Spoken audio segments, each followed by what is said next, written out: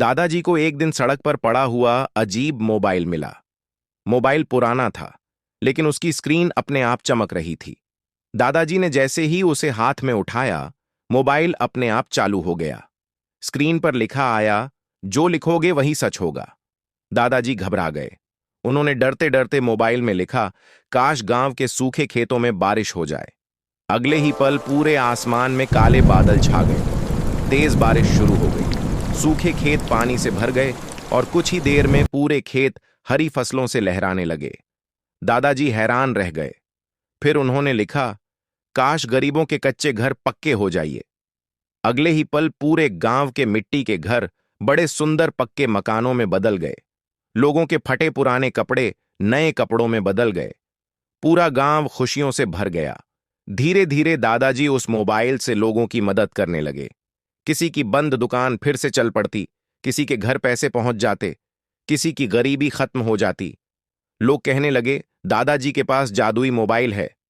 लेकिन एक लालची चोर छुपकर सब देख रहा था। एक रात जब दादाजी सो रहे थे, चोर चुपके से घर में घुसा और मोबाइल चुराकर भाग गया। पहले पहले उसने भी अच्छे काम किए। उसने लिखा, मेरे पास बहुत सारे पैसे आ जाएं। अगले ही पल उसके सामने पैसों के ढेर लग गए। फिर उसने लिखा, मेरा छोटा घर बड़ा महल बन जाए, और कुछ ही सेकंड में उसका घर चमचमाते महल में बदल गया। अब चोर का लालच बढ़ने लगा। एक दिन गुस्से में उसने मोबाइल पर लिखा, गांव का मुखिया बर्बाद हो जाए, लेकिन अगले ही पल जोरदार चमक हुई। चोर का महल अचानक गायब होने लगा।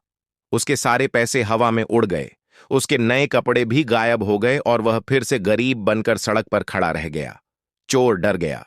तभी मोबाइल उसके हाथ से उड़कर आसमान में ऊपर जाने लगा। चोर उसे पकड़ने के लिए पीछे भागा, लेकिन मोबाइल बादलों के बीच गायब हो गया। अगली सुबह दादाजी उदास बैठे थे। तभी अचानक आसमान में तेज रोशनी चमकी। वहीं मोबाइल चमकता हुआ नीचे आया और सीधे दादाजी के हाथों में आ गिरा। उसी समय आसमान से आवाज गूंजी, यह ताकत सिर्फ अच्छे कामों के लिए है, लालच के लिए नहीं। दादाजी मुस्कुराए और मोबाइल में कुछ लिखने लगे।